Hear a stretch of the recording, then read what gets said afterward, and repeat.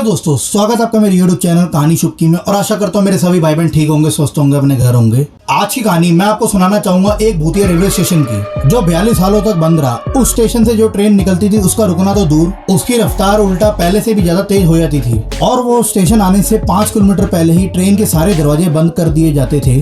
कुछ यात्रियों का ये भी कहना था कि एक लड़की हमारी ट्रेन के साथ भागती है, और कुछों का कहना था कि एक लड़की रेलवे ट्रैक पर डांस करती हुई दिखती है। तो क्या है सच्चाई इस रेलवे स्टेशन की? तो दोस्तों आज की वीडियो में मैं आपको पूरा इसका समझाऊंगा कि ये सब कैसे हुआ था और कब हुआ। तो बात करते हैं वेस्ट बंगाल की राजधानी कोलकाता से 250 किलोमीटर दूर पुरुलिया डिस्ट्रिक्ट पड़ता है। पुरुलिया डिस्ट्रिक्ट से 35 किलोमीटर दूर एक गांव पड़ता है, जिस गांव का नाम था बेगम कोटार। इस गांव में रेलवे लाइंस तो बिछी हुई थी पर कोई ट्रेन नहीं चलती थी। तो बेगम कोटार गांव के लोगों को जब भी कोई ट्रेन लेनी पड़ती थी तो वो 35 से 40 किलोमीटर दूर दूसरे गांव पुरुलिया में जाकर ट्रेन लेते थे। इस वजह से गांव वालों को काफी दिक्कत देखनी पड़ती थी कहीं जाने के लिए। ये बात है सन 1960 के आसपास की। फिर इस गांव के लोगों ने रेलवे मिनिस्टर तक अपनी बात पहुंचाई कि इस गांव के लोगों को काफी दिक्कत देखनी पड़ती है कहीं आने जाने में, तो गांव के आसपास कोई रेलवे स्टेशन बनवाओ।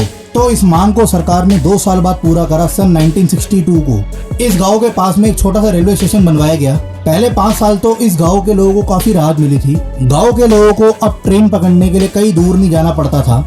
दिक्कत तो तब आती है जब 1967 में एक मोहन नाम के स्टेशन मास्टर की वहाँ पोस्टिंग होती है।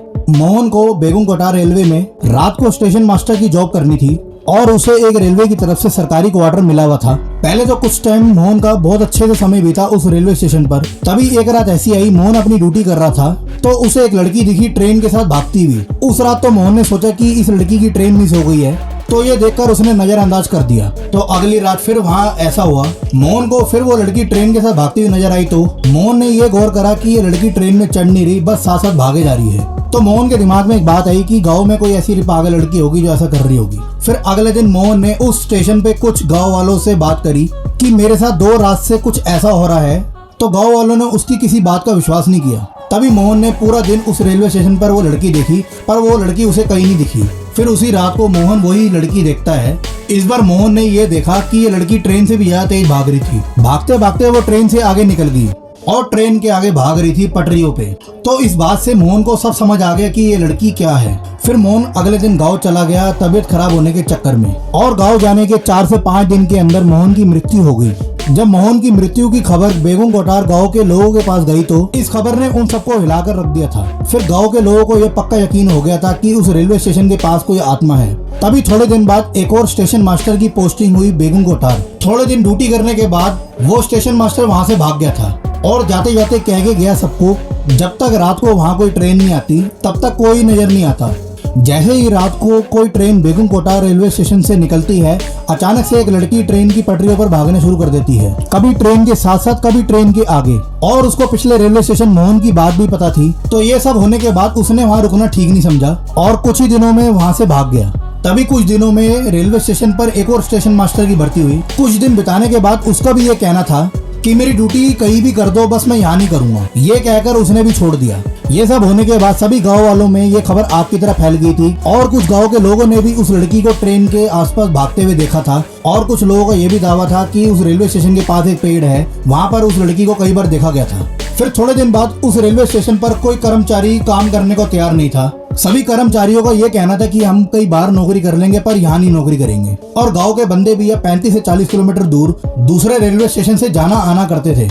ये सभी बातें भारतीय रेलवे डिपार्टमेंट को जब पता चली कि इस रेलवे स्टेशन पर भूतिया घटनाएं होती है और कोई भी यहाँ आता जाता नहीं है, तो सरकार ने यह आदेश दे दिया कि इस रेलवे स्टेशन को बंद रखने का। और ट्रेन ड्राइवर्स को भी आदेश दे दिया कि उस रेलवे स्टेशन से ट्रेन बिना रुके निकालनी है, क्योंकि ट्रेन रोकने के लिए सिग्नल मैन भी होना चाहिए, स्टेशन मास्टर भी होना चाहिए और टिकट कलेक्टर भी होना चाहिए। ये सब काम करने के लिए मैन पावर की जरूरत होती है। तभी इस स्टेशन को बंद करने का आदेश दे दिया गया था। और कुछ साल ऐसे ही बीतते गए। बेगम कोटार रेलवे स्टेशन से 5 किलोमीटर दूर कोई भी ट्रेन आती थी, उस ट्रेन की स्पीड तेज हो जाती थी और ट्रेन के सारे दरवाजे बंद हो जाते थे। और आपको पता होगा दोस्तों, भारतीय रेलवे के गेट पर लोग कैसे खड़े होते हैं, वो लोग भी गेट बंद करके अंदर आ जाते थे। तो वक्त बीतता गया, इस बात को 42 साल हो गए थे। अब एक दिन इस रेलवे स्टेशन का जिक्र न्यूज चैनल में आ रहा था। तभी एक पैरानॉर्मल सोसाइटी के लोगों ने ये न्यूज देखी और न्यूज देखने के बाद इस रेलवे स्टेशन पर रुकने का उन्होंने दावा करा। फिर अगली रात वो सभी पैरानॉर्मल सोसाइटी के लोग अपना सामान लेकर उस रेलवे स्टेशन पर पूरी रात रुके और पहली बार 42 सालों के बाद कोई इस रेलवे स्टेशन पर रात भर रुका था।